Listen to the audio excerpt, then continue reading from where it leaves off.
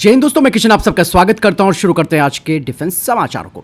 दोस्तों यहां पर एक बड़ी बात आ रही है। भारत जिस तरीके से 5th जनरेशन के फाइटर जेट को खरीदने को लेकर बात कर रहा है, उससे दोस्तों कहीं ना कहीं एक बड़ा झटका फ्रांस की डासो को लग रहा है। और ये एक्चुअल में हो भी ऐसा ही रहा है, क्योंकि भारत बोल चुका है कि भैया हमने 5th जनरेशन का फाइटर जेट एक इंटरिम सॉल्यूशन के तौर पर किसी विदेशी सोर्स से खरीदना है, ताकि इंडियन एयरफोर्स की जरूरतों और स्क्वाड्रन गैप्स को भरा जा सके। अब दोस्तों यहाँ पर कहा ही जा रहा है कि MRFA डील का जो बंटवारा है वो कुछ इस तरीके से होगा, जिसमें कि 60 राफेल F4 को खरीदा जा सकता है और 60 यानी कि 60 की संख्या में 5th जनरेशन के स्टेल्थ फाइटर जेट को खरीदा जा सकता है, या अमेरिका से या फिर रशिया से। लेकिन यहाँ पर दोस्तों डासो के लिए खबर बुरी इसलिए भी है क्योंकि फ्रांसीसी कंपनी डासो चाहती थी कि भारत कम से कम 110 राफेल फाइटर जेट का ऑर्डर दे, ताकि भारत में एक परमानेंट प्रोडक्शन लाइन बनाई जा सके। लेकिन दोस्तों अगर 60 राफेल F4 का अगर उन्हें ऑर्डर मिलता है तो संख्या कम होगी, तो इससे डासो की योजना को तो बड़ा झटका लगेगा ही।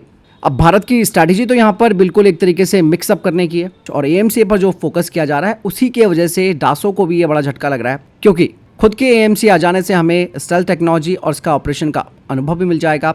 बजट भी दोस्तों यहाँ पर मायने रखता है। भारत पहले से ही 337 प्लस स्वदेशी फाइटर जेट खरीदने की योजना बना चुका है, जिसमें कि 97 प्लस तेजस मार्क 1A है, 120 तेजस मार्क 2 है और 120 M का। इन सब में ऑब्वियस सी बात है पैसे तो लगेंगे ही, इसलिए दोस्तों भारत सरकार ने डासो के फुल प्रोडक्शन लाइन का जो ऑफर है उसे काफी महंगा और इनप्रैक्टिकल माना है। मतलब साफ है कि भारत अब 5th जनरेशन का फाइटर जेट खरीदने की तैयारी में है, जो कि AMCA आने तक का एक इंटरिम सॉल्यूशन होगा। डासो को उतना ऑर्डर नहीं मिल पा रहा जितना उनको उम्मीद थी, लेकिन भारत दोस्तों अपने हिसाब से चलता है। हमें डासो का फायदा नहीं देखना। यहाँ पर रीजन साफ है, 5th जनरेशन का फाइटर जेट अगर नहीं अभी शामिल किया तो कल को पाकिस्तान जैसा देश भी हमारे ऊपर एज ले लेगा।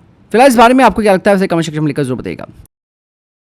दोस्तों वही टाटा एडवांस सिस्टम ने अपना जो इनका मेल क्लास का UAV है उसका एक लाइट और छोटा संस्करण यानी वेरिएंट पेश किया है, जो कि इंडियन आर्म फोर्सेस के लिए काफी महत्वपूर्ण माना जा रहा है। दोस्तों ये खास तरीके का जो UAV है उसकी नोज पर प्रोपेलर लगा होगा, इसके 2 मेन लैंडिंग गियर होंगे, ये काफ़ी हल्का और इसका ईजी एयर फ्रेम होगा, लागत भी कम होगी, रखरखाव का खर्चा भी कम होगा और इनकी एफिशिएंसी भी काफ़ी अच्छी होगी। कहा यह जा रहा है कि ये जो UAV हैं वो 30 घंटे तक उड़ान भरने में सक्षम है। प्रोपेलर और हल्के डिज़ाइन से इनमें ईंधन की बचत भी होगी और ये 30,000 फीट की ऊंचाई तक पहुंच सकते हैं। बट यहाँ पर दोस्तों इसे लेकर एक चीज़ और मैं आपको बता दूं कि चैलेंजेस भी हैं, क्योंकि नोज प्रोपेलर और हल्का डिज़ाइन भारी पेलोड और ऊंचाई दोनों को संभालने में सक्षम नहीं हो सकता है, जिसके लिए एक ऑप्शन यही बचता है कि आपके पास मजबूत इंजन होना चाहिए, जैसा कि MQ-9 रीपर पर है। लेट्स सी टाटा किस तरीके से इसे आगे मॉडिफाई करती है, कैसे इसमें इंजन का ऑप्शन ढूंढती है, क्योंकि जिस ऊंचाई पर ये उड़ेगा 30,000 फीट पर, वहाँ पर पेलोड की भी ज़रूरत काफ़ी ज़्यादा होगी।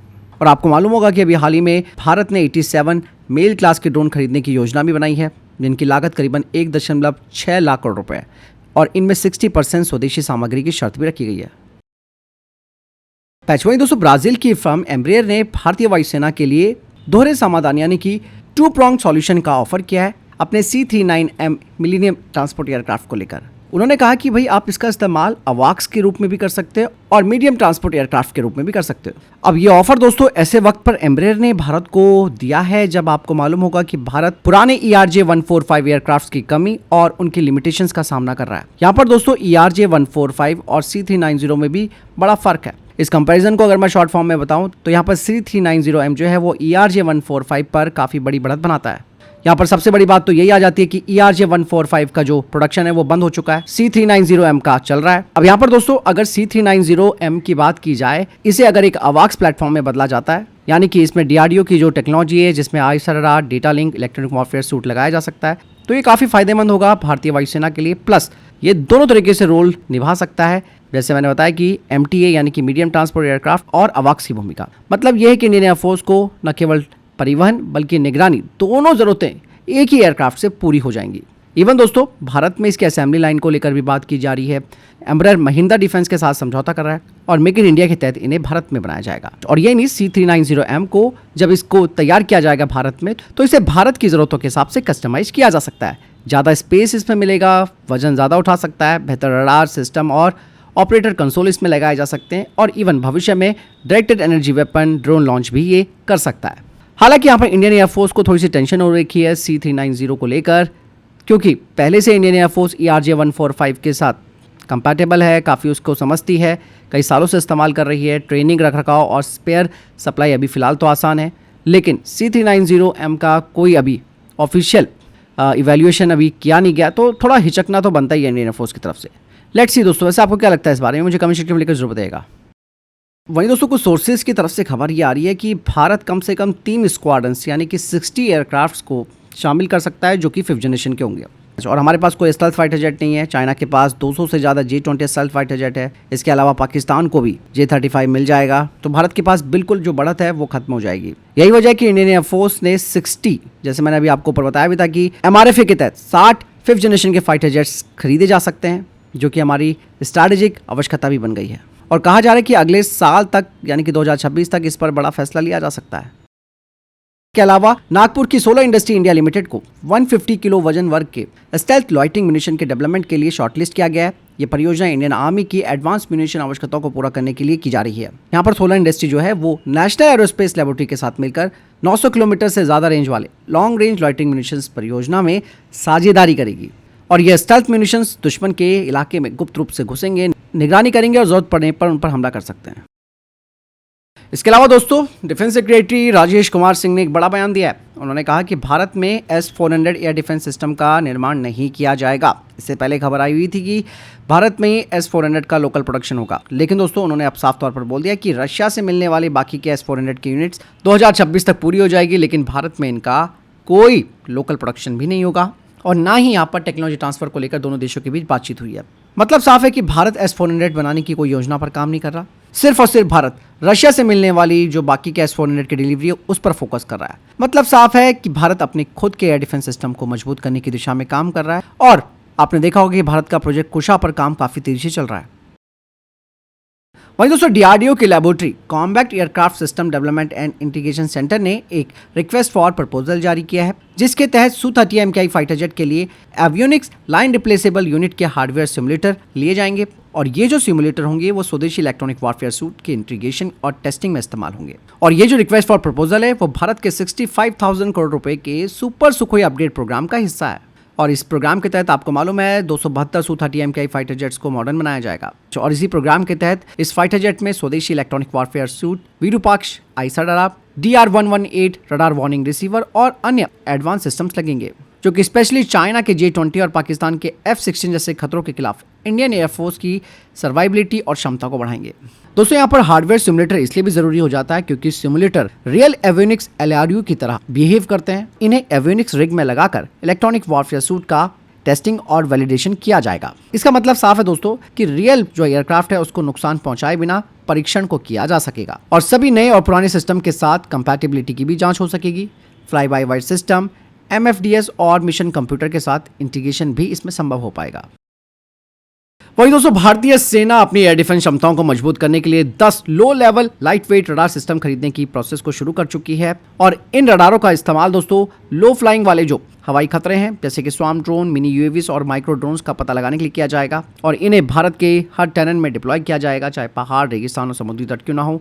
और ये जो low level light weight radar होते हैं दोस्तों वो एयर डिफेंस सिस्टम में गैप फिलर का काम करते हैं, क्योंकि जब बड़े रडार ऊंचाई पर उड़ने वाले लक्ष्यों पर ध्यान फोकस करते हैं तब ये जो रडार्स होते हैं, ये छोटे वाले रडार, वो नीचे उड़ रहे खतरों को पकड़ते हैं। इनकी ज़रूरत इसलिए भी है कि चाइना और पाकिस्तान के पास कई तरीके के ड्रोन्स हैं। स्वार्म ड्रोन्स का इस्तेमाल लगातार ये लोग कर ही रहे हैं, इसलिए सेना इस तरीके के सिस्टम्स की मांग कर रही थी जो हर इलाके में जल्दी से डिप्लॉय हो सकें और नए खतरे जैसे कि माइक्रो ड्रोन का सटीकता से पता लगा सकें। वहीं दोस्तों भारत की गैस टरबाइन रिसर्च एस्टेब्लिशमेंट ने एक बड़ा दावा किया है। उन्होंने कहा कि भारत के पास अब 5th जनरेशन के फाइटर जेट के इंजन को पूरी तरीके से स्वदेशी रूप में विकसित करने की क्षमता आ चुकी है, लेकिन इंडियन एयरफोर्स की तरफ से फिलहाल उनके लिए कोई डिमांड नहीं की गई है उनसे इस तरीके की। लेकिन GTRE का कहना है कि अब वे 6th जनरेशन के फाइटर जेट इंजन को किसी इंटरनेशनल पार्टनर के साथ को डेवलप करने पर फिलहाल ध्यान केंद्रित कर रहे हैं, जो कि AMCA के लिए होगा। और फिलहाल मैं आपको बता दूं कि कावेरी डेरिवेटिव इंजन की अगर बात की जाए तो भारत ने इसमें मटेरियल साइंस, थर्मोडायनेमिक मॉडलिंग और हाई प्रेशर टरबाइन डिजाइन में काफी बड़ी सफलता हासिल की है।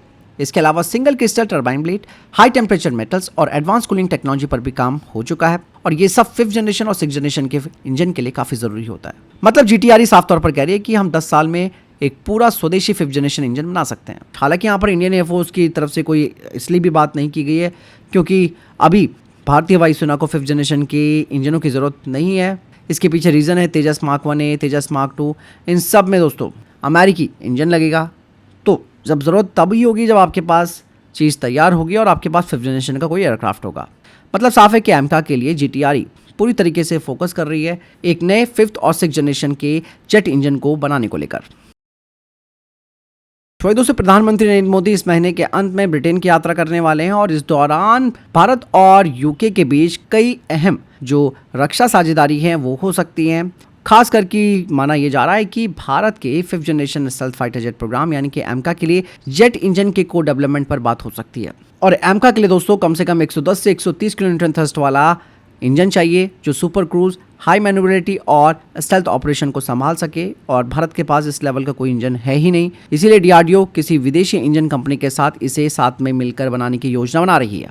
फिलहाल तो इस रेस में यूके की रॉल्स रॉयस और फ्रांस की सैफ्रॉन शामिल है। हालांकि इस रेस में रॉल्स रॉयस को बड़ी बढ़त मिल चुकी है क्योंकि उसने सबसे पहले भारत को फुल टेक्नोलॉजी ट्रांसफर और IP देने का वादा किया है भारत के साथ, और इवन भारत के साथ गैस टरबाइन और नेवल प्रपल्शन में भी सहयोग करने की संभावना उसने बताई है, उसमें भी वो हमारे साथ देगा। तो यहाँ पर दोस्तों फ्रांस के सैफ्रॉन के लिए थोड़ा सा ये मामला पेचीदा हो जाएगा। हालांकि DRDO ने अभी एक डिटेल टेक्निकल नोट तैयार करके कैबिनेट जो सचिवालय है वहां भेज दिया है, और फाइनल जो फैसला होगा वो PM मोदी जी की यात्रा के तुरंत बाद या उसी दौरान किया जा सकता है। यहाँ पर दोस्तों रॉल्स रॉयस का प्रस्ताव केवल एमका प्रोजेक्ट तक सीमित नहीं है, बल्कि दोस्तों यूके भविष्य में भारतीय नौसेना के जहाजों के लिए जो गैस टरबाइन इंजन है उन पर भी सहयोग का रास्ता खोल रहा है। लेट्स सी क्या होता है, फाइनल क्या डिसीजन लिया जाता है। We have to wait for the final decision. फिलहाल आपको क्या लगता है इस बारे में, कमेंट सेक्शन में लिखकर जरूर बताइएगा। तो फिलहाल इतने अभी तक के टॉप डिफेंस अपडेट। वीडियो के सामने कोई प्रश्न जवाब या आपका कोई सवाल है कमेंट सेक्शन में लिखकर जरूर पूछ सकते हैं। वीडियो को लाइक और शेयर जरूर कीजिएगा। जय हिंद, वंदे मातरम।